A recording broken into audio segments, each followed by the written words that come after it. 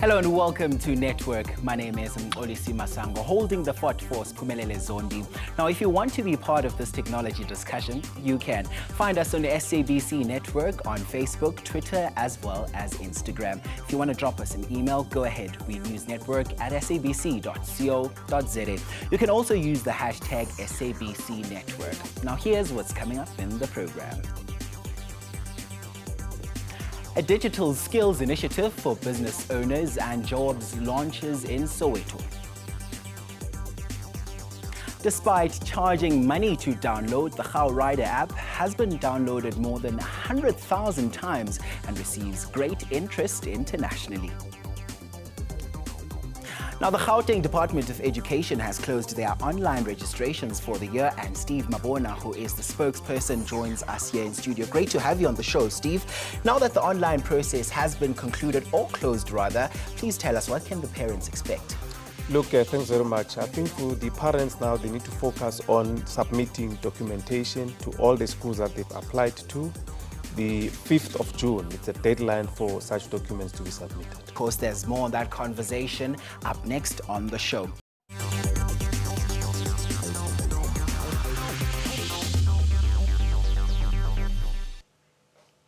Now, many unemployed youths are about to get free digital training. Google is partnering with local trainers to help young people with these essential skills. Many today can't find employment or do business without digital skills.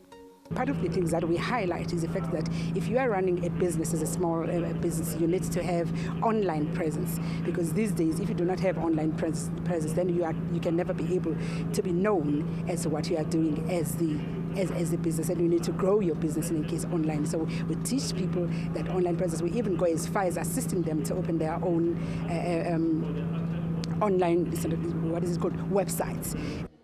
This initiative is for youth between the ages of 18 and 35. Google launched it in Kenya, Nigeria, and South Africa. The idea is to focus on local initiatives that actually drive local business development and local skills development. Whereas in the past, I think sometimes we've been a little bit focused on places where some of those skills already exist, is to really bring it where there's going to be most benefit. And that's a massive change for us. Government says there's a need for this initiative. We're living in the 4th industrial revolution, so that means also our businesses must catch up with the times and do their business in the most relevant ways, and Google is just providing the platform just for that. They plan to train 10 million people by 2022 in Nigeria, South Africa, and Kenya. The future of making is here. Now, bringing with it is radical changes in the way things are designed, made and used. Now, Autodesk say they have developed new solutions that will disrupt the engineering and construction sectors. Unlike other industries, the engineering and construction sectors have been slow to adopt new technologies and has certainly never undergone a major transformation. As a result, productivity has stagnated over the past 20 years, or in some cases even declined. This unimpressive record looks set to change very soon and very dramatically. Autodesk says profound changes are already taking place. Autodesk concept is the future of making things. So what we do is we look at how things are made today and how they should be made in the next 10 years and how technology can evolve. Because if you look at the construction processes, we're still making things the way we did 20 years ago. As buildings are built of paper drawings, and the future of making things is how do we use technology to disrupt that and improve processes. They have launched a series of fully managed artificial intelligence-based solutions that will help designers, architects, engineers, and visual artists in this new era. We can help customers unlock more money out of their projects, do projects faster, and vastly reduce errors. Because one of the things is errors in construction and design phase. When it gets into building, it's very hard to fix. Because imagine you make a mistake building a building. To fix that mistake, you basically have to break the building down again.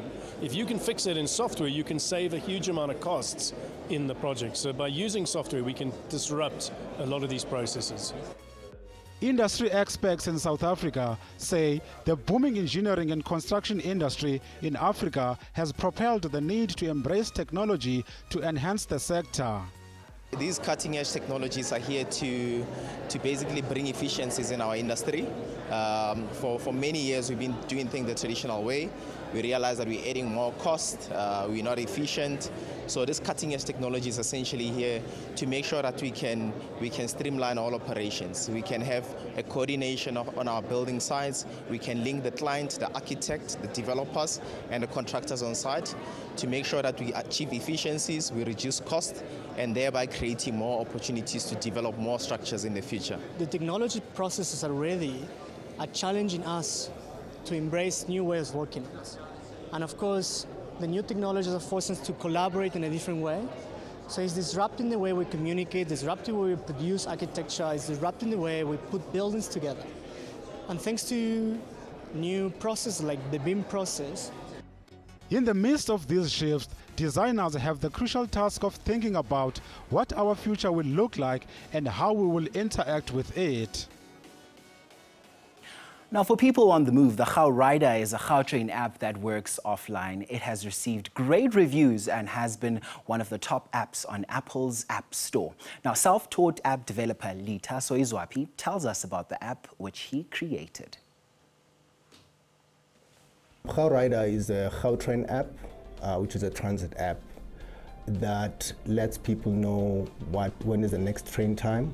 It's got the buses as well. And people can log manually their current balance in case that they use the Gautrain later on. But the solution has been offline for quite a while, so that to empower people in terms of saving their data. It's been a habit-forming feature whereby they take responsibility of how much they have on their card. Worldwide, there are people who do sell apps, and if you create something of value, the market will decide if it's valuable or not. And I didn't want us, as African developers, to be driven by that stereotype or having not tested that theory first. So what I did, I wanted just to put it out in the market because my Gau Rider was the 4th Gautrain app at the store. I think the first week when it was launched, it managed to be on the top 5 in top paid and top grossing of the travel category. And you would know that travel is quite contested. It's like you're competing with cities around the world, national parks, other transit apps in bigger cities. But I wanted to find out how far could I go. And I think that it has done that. It has been rated 4.5 stars by Financial Mail, and it later became #1 on top paid and top grossing on the iPhone travel category and on the iPad travel category. And I think when I was invited to speak at a conference in the US, and I met some of the Apple design team and some of the people I respect in design and tech, when they saw the user experience, they were blown away. Interesting. Now, after the break, we chat to Steve Mabona from the Gauteng Education Department, about the online applications. Do stay with us.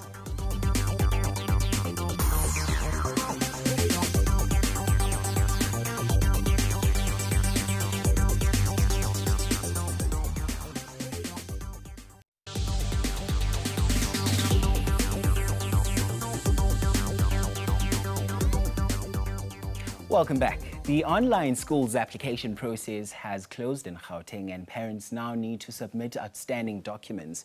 Now, our reporter Mahlako Komane tells us more about it. The rush is on to complete 2019 applications. Parents keen to get the paperwork done.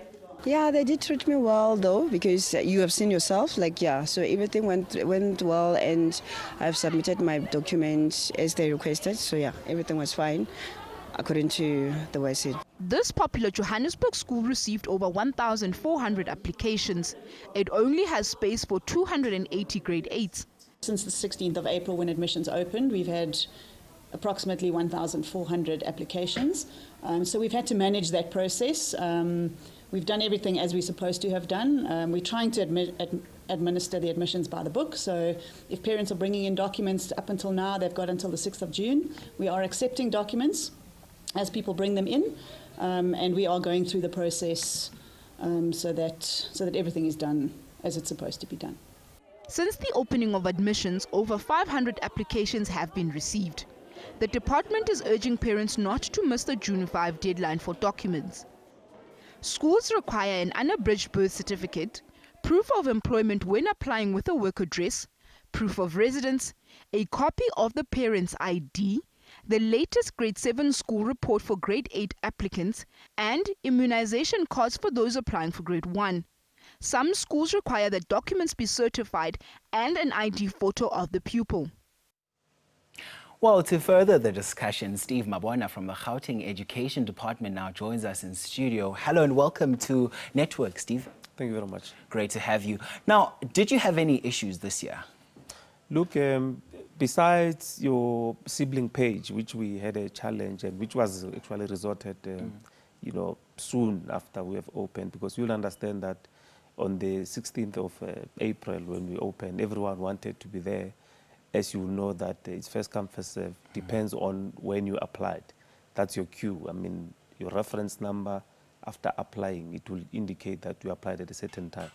So besides that, parents, then some parents had to, they forgot their login details. And we had an issue about addresses, where we had to guide parents. If you don't find your address, there was an icon which you just click to say, find an address, and it was taking you through. So parents who were struggling with that, they were assisted by our call center. And further than that, we did not have, glitches like, 2 years ago when we started with the process. As you know that people were afraid. Now, parents are confident. They utilize the system very well. And the last day, we were also busy, but we didn't have any glitches. You're mentioning some of the glitches that you had 2 years ago, and of course the system was still being introduced. It's a fact, we're ready for change, but are we ready to embrace the challenges that come with that change? Because there were some parents who came to say, look, we actually had some challenges getting into the site and so forth. Look, for us, it was an eye-opener. And hence, MEC would have told you that we listened to the parents. Because parents were saying, you want us to utilize this, but we don't have, some we don't have equipment, some we don't even know how to utilize this. We said, okay. The following year, introduced number of centers that parents were, assisted. This year, we increased those centers to about more than 65. And you could see that parents, utilize those centers. And on the other score, parents will then say, but your system crashed. We then had to introduce more servers, and we partnered with now Vodacom, through CETA, working very closely with the Department of E-Governance to say, let the system be hosted by Vodacom. That's where our system is being hosted. And we can confirm that we had some, hack attempts, people trying to get into our system, because you know that if you access the system, there's personal information of parents there. And what we did as well, we introduced the Home Affairs. We linked, our system to Home Affairs, so that when you punch in an ID number, it automatically confirms the ID that is a valid ID number, because we experience, number of duplications. You will have many IDs that are non-existent, which compounded our system with we had to go and clean up the system.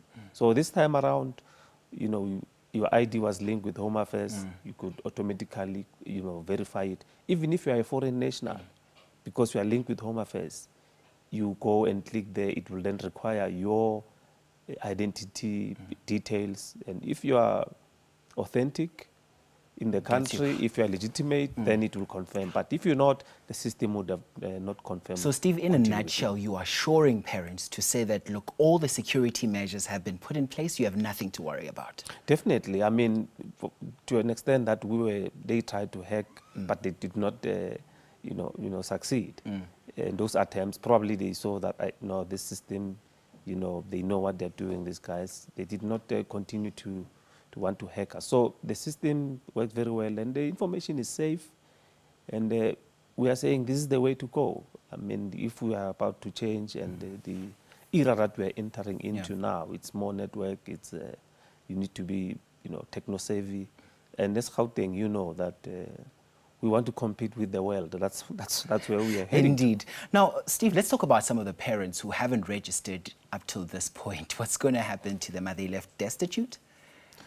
Look, not really. I mean, you know that education is a constitutional right. We will have to assist them one way or the other. Hence, we felt that before we shut off the system on the 28th, we vigorously reminded parents. We went into the media, made some noise so that those that they forgot, maybe they need to go and, make sure that they apply. And we will then have to plan ahead, because remember, on the 18th of July, we need then to start with the placement period. So we'll be sending SMSs to parents, and hence we'll be saying parents will be busy, working for Madiba. They don't need to forget that they will be receiving SMSs. Make sure that they then know which school has placed them. But hence we are putting an emphasis on documentation, because if your documents are not at school, your application will be pending. So we can't confirm your application. What we'll do, we're going to, jump you in the queue and make sure that we, entertain those that have already applied. But next year, probably January, that those that are relocating, for different reasons, you will have to, accommodate them. Like this year, we had about 12,000 people who came in January. So next year, because we encourage people to apply online, we wish that they will receive, lesser than that. All right. Steve Mabona, spokesperson for the Gauteng Department of Education, thanks very much indeed for joining us. Thank you very much. Now, this week we had a chat with SABC News reporter Gillian Pillay. Now, she tells us about her favorite piece of technology. Hi, my name is Gillian Pillay. I'm a news journalist at the SABC for TV News. You'll see me reporting from the field, invading your lounge spaces and your TV room spaces. Being a journalist, this job is deadline driven, and one's phone is such a useful tool in getting those stories out very quickly. A very useful app for me personally is Notepad, where I get to draft my scripts, I get to tweak it, and I get to send it to my assignments editor who's sitting in the Joburg newsroom. I'm out in the field and they are in the newsroom, and they get to check it. So by the time I get into the newsroom, I just print my script out, voice, and I put the package together.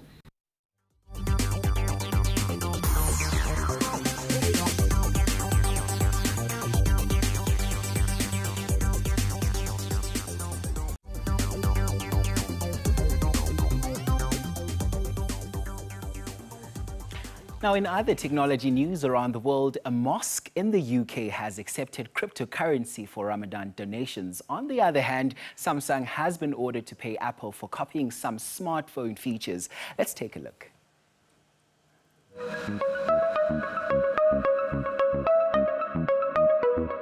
Most worshippers at an East London mosque may not be aware of how cryptocurrency works, but that has not dissuaded the mosque from enabling Ramadan donations in digital currency. Masjid Ramadan says it is among a handful in the world to receive charity donations in Bitcoin and Ethereum cryptocurrencies, despite ambiguity over their use among Islamic scholars. Cryptocurrencies sit uneasily with Islam because they are products of financial engineering and objects of speculation. Now we head to France. Engineers and designers presented an array of groundbreaking products at the VivaTech conference in Paris with the aim of democratizing the robotic field, allowing all to participate in technology that may soon be part of day-to-day life. About 7 years ago now, I created the first hand of this robot, and I've put it on the internet available as prosthetic hand. So it became the first prosthetic open source hand available. And from there was many projects developed.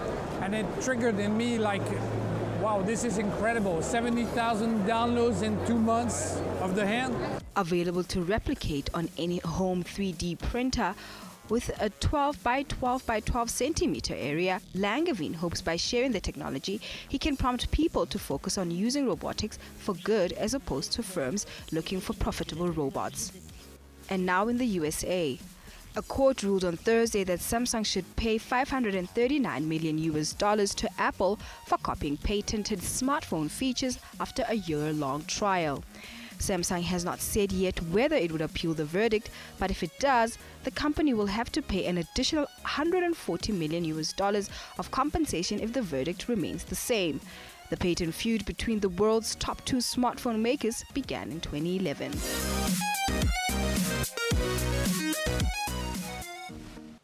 Now, the Gauteng Department of Education has officially closed the online registrations for schools. Now, we asked you, did you find the website easy to use? Now, 45% of you said yes, the website was great. 9% of you say they prefer to walk in and register, whilst about 46% of you say you have no clue how the website works. Well, that's all we have for you for today. Now, do find us on SABC Network on Facebook, Twitter, as well as Instagram. If you want to drop us an email, go ahead. It's newsnetwork@sabc.co.za.